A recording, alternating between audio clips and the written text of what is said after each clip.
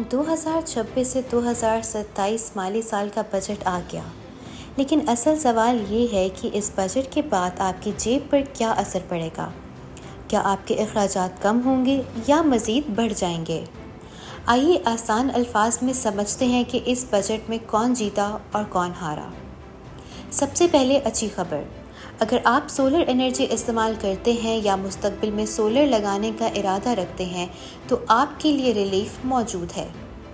حکومت نے solar sector کے لیے موجود معیارات برقرار رکھی ہیں، جس کا مطلب ہے کہ سولر پینلز کی قیمتوں میں فوری اضافے کا امکان نہیں۔ ہوائی سفر کرنے والوں کے لیے بھی نسبتاً اچھی خبر ہے۔ آن لائن ٹکٹ خریدنے پر ٹیکس کم کیے گئے ہیں، جس سے فضائی سفر کچھ سستا ہو سکتا ہے۔ پراپرٹی سیکٹر میں بھی ریلیف دیا گیا ہے۔ فائلرز کے لیے پراپرٹی ٹرانسفر پر ود ہولڈنگ ٹیکس 2.5% سے کم کر کے 1.25% کر دیا گیا ہے، جبکہ کیپٹل ویلیو ٹیکس بھی ختم کر دیا گیا ہے۔ اس سے ریئل اسٹیٹ مارکیٹ میں سرگرمی بڑھنے کی امید ہے۔ کاسمیٹکس اور بیوٹی مصنوعات میں بھی اضافے میں کمی کا امکان ہے۔ I T sector, free lancers اور ڈیجیٹل ایکسپورٹرز کے لیے بھی بڑی خبر ہے۔ آئی ٹی ایکسپورٹس پر کم شرح والے ٹیکس نظام یعنی فائنل ٹیکس رجیم کو برقرار رکھا گیا ہے، جس سے اس شعبے کو استحکام ملے گا۔ اب آتے ہیں ان شعبوں کی طرف جن پر بوجھ بڑھا ہے۔ اگر آپ 2000 سی سی سے بڑی گاڑی خریدنے کا سوچ رہے ہیں تو تیار رہیے، کیونکہ ان پر ٹیکس بڑھا دیا گیا ہے۔ اسی طرح الیکٹرانک، سگریٹس اور ویپنگ مصنوعات پر بھی ٹیکس میں اضافہ کیا گیا ہے۔ زرعی شعبے میں ایک ملی جلی صورتحال ہے۔ زرعی مشینری کی درآمد پر تمام ڈیوٹیز ختم کر دی گئی ہیں، لیکن کھاد اور زرعی ادویات پر نئے ٹیکسز سے قیمتوں میں اضافہ ہو سکتا ہے۔ سوشل میڈیا سے آمدنی حاصل کرنے والوں کو پہلی بار باقاعدہ ٹیکس نیٹ میں لایا جا رہا ہے اور ان کی آمدنی پر 5% ٹیکس عائد کرنے کی تجویز ہے۔ تنخواہ دار طبقے کے لیے نسبتاً اچھی خبر یہ ہے کہ حکومت نے مختلف انکم سلیبس میں ریلیف دیا ہے۔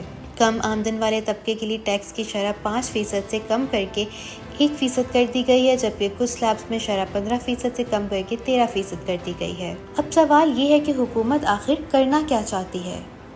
وزیر خزانہ محمد اورنگ زیب کے مطابق اس بجٹ کا بنیادی مقصد معیشت کو استحکام سے نکال کر ترقی کی راہ پر ڈالنا ہے۔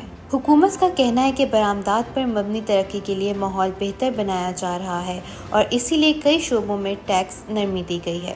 برآمد کنندگان کے 70 ارب روپے کی اضافی سبسڈی مختص کی گئی ہے تاکہ انہیں 4.5% کی کم شرح پر مالی سہولت مل سکے۔ حکومت نے 50 کروڑ روپے سے زائد آمدن والی کمپنیوں پر سپر ٹیکس ختم کرنے کا فیصلہ کیا ہے، جبکہ برآمد کنندگان کے لیے بھی سپر ٹیکس کے خاتمے کی ہدایات دی گئی ہیں۔ زراعت کے شعبے میں بھی بڑی سہولتیں دی گئی ہیں۔ زرعی مشینری پر تمام ڈیوٹی صفر کر دی گئی ہیں، جبکہ زرعی قرضہ بڑھ کر 2 کروڑ روپے سے تجاوز کر گیا ہے۔ اسکیم کا حجم 262 ارب روپے تک پہنچ چکا ہے، جس میں سے 125 ارب روپے زرعی شعبے کے لیے مختص ہیں۔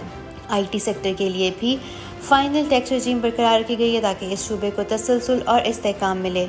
حکومت کے مطابق یہ تمام اقدامات ایک ہی سمت کی طرف اشارہ کرتے ہیں کہ معیشت کو صرف مستحکم نہیں بلکہ ترقی کی طرف لے جایا جائے۔ لیکن ہمیشہ کی طرح اصل سوال یہی ہے، کیا اس بجٹ کا فائدہ واقعی عام آدمی تک پہنچے گا یا یہ تمام تبدیلیاں صرف اعداد و شمار تک محدود رہیں گی؟